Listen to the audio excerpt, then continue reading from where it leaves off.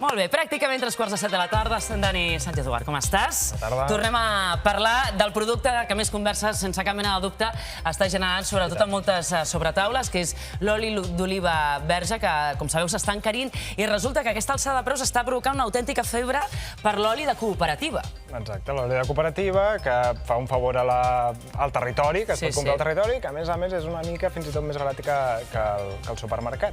Molt bé, doncs hem anat a treure el cap amb una cooperativa. Júlia Torramadé, és així? Sí, perquè, per exemple, en aquesta cooperativa de les Garrigues on som ara, venen els 5 litres, aquesta garrafa d'oli d'oliva verge extra, a 40 euros. Per tant, estem parlant de 8 euros al litre, que és un preu força baix en comparació a la resta de preus que, per exemple, ens podem trobar ara als supermercats. Ramon, em deies que la gent està venint a comprar com boja i que, per tant, fins i tot heu arribat a limitar la venda d'aquest producte, no? Sí, hem tingut de limitar la venda perquè és que, si no, al final sí que acabarem les existències, tot i que teníem prou existències per enllaçar amb la propera campanya, però hem tingut de limitar, sí. Com ho limiteu, això? Bueno, limitem la venda màxima a 30 litres per persona.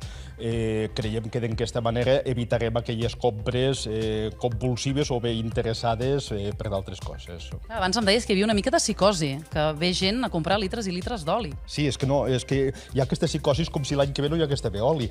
Nosaltres, aquí a la cooperativa de la Granadella, a partir del dia 28 d'octubre, tenim l'oli nou. Per favor, el que demanem d'alguna manera és que la gent es tranquil·litzi perquè no cal comprar oli de la campanya anterior quan d'aquí un poc més d'un mes ja tindrem l'oli nou. Doncs moltíssimes gràcies, clar, perquè hem de pensar que ara mateix dèiem 40 euros als 5 litres, però és que aquesta mateixa garrafa fa un any costava només 25 euros, és a dir, gairebé a la meitat. Toni, 8 euros al litre és un preu just? Jo considero que és un preu just pel producte, així ho considerem. Abans el preu era potser artificialment baix, perquè els grans supermercats feien servir com a producte reclam l'oli d'oliva i, per tant, venen a uns preus fins i tot a vegades per davall dels costos de producció. Donada els costos de producció que han pujat molt últimament i, sobretot, 2 campanyes seguides de molt baixa collita, en la qual hi ha molta o poca oferta, doncs el preu potser s'ha ajustat una mica més al que seria real pel que es guanyi la vida al pagès, que al fi al cap és l'objectiu, no? El productor que es guanyi la vida, que la gent compri el nostre oli produït a Catalunya, oli produït a les cooperatives, oli que mantén gent al territori, que mantén el paisatge, que evita els incendis i tantíssimes grans qualitats que tenim fent aquest gran producte. Clar, molta gent que està a casa seva, que segurament va als supermercats o compra a cooperatives, veu aquests preus i diu, home, algú aquí s'està enriquint. No? Vosaltres què en dieu? Doncs que no ens enriquim, a pesar del que s'està dient, perquè tothom ho entendrà. Si tenim molt poca producció, per molt alt que sigui el preu, evidentment no ens podem enriquir. Quan hi hagi unes produccions més altes i torni a la normalitat, segurament el preu baixarà una mica.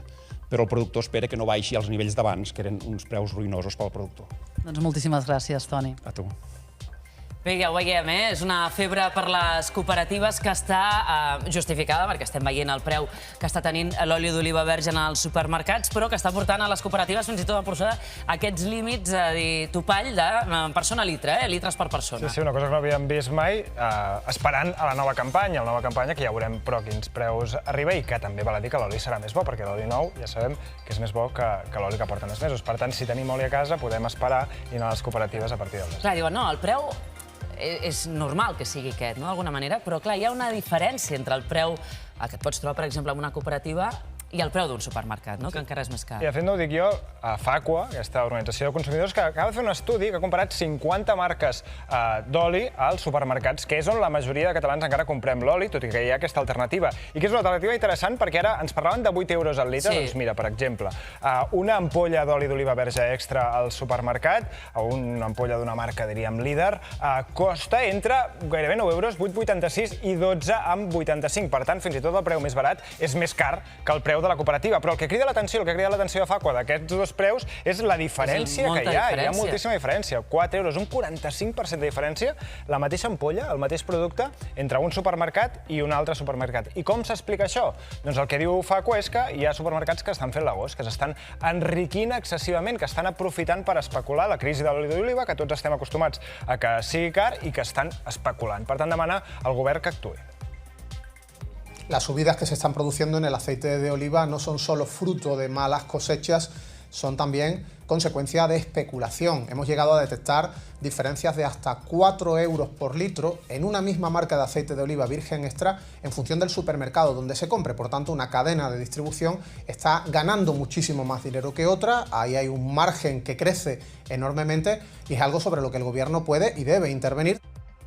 Queda clar, hem vist la diferència d'un mateix producte d'una mateixa marca en diferents supermercats. Què t'has trobat amb olis de diferents marques? Doncs que la diferència és encara superior. Si triem marques blanques o marques més econòmiques, Facua ha trobat que l'oli més barat que ha trobat al supermercat és aquest, que val 7,79 euros. Només lleugerament inferior al oli de cooperativa, i allà sabem quina varietat és, d'on surt. Vull dir que continua sent una alternativa interessant, però hi ha un oli una mica més barat al supermercat amb aquest 7,79. Però és que el més car surt per 13,1 euros. Per tant, tenim aquí un estalvi de més de 5 euros per ampolla, que si fem 2 ampolles al mes podrien ser 10 euros, uns 120 euros a l'any amb oli, que és un estalvi interessant. I surten més barates les garrafes? Una mica més barates. La garrafa més barata de supermercat surt a 34 euros, que és un pèl més barata que la de cooperativa. De nou, aquí també poden trigar més en arribar a les pujades de preus al supermercat, però també arribaran, i la més cara 52. És estrany trobar una garrafa de 34 euros. Això són 6,8 euros al litre o 10 euros. Per tant, surt una mica a compte, si tenim lloc on emmagatzemar-ho, anar comprant aquestes garrafes en lloc d'aquestes ampolles més petites. Perquè això no caduca, això es pot emmagatzemar ben conservat, suposo, no? Exacte. L'oli d'oliva el que té no caduca, és de fet un conservant. Fem servir l'oli en alguns productes per conservar-los. El que té és una data de consum preferent. I què vol dir això? Doncs que a partir d'una determinada data, generalment un any després, perd una mica de qualitat organolèptica. Es pot perdre una mica de gust, una mica d'olor, però és perfectament segur, és perfectament interessant i, per exemple, per cuinar un oli d'un any o de 2 anys no passarà absolutament res. Potser si el posem a l'amanida notem que té una mica menys de gust, però bé, podem fer servir l'oli més nou per les elaboracions en cru i el més antic per cuinar, per fer la plana.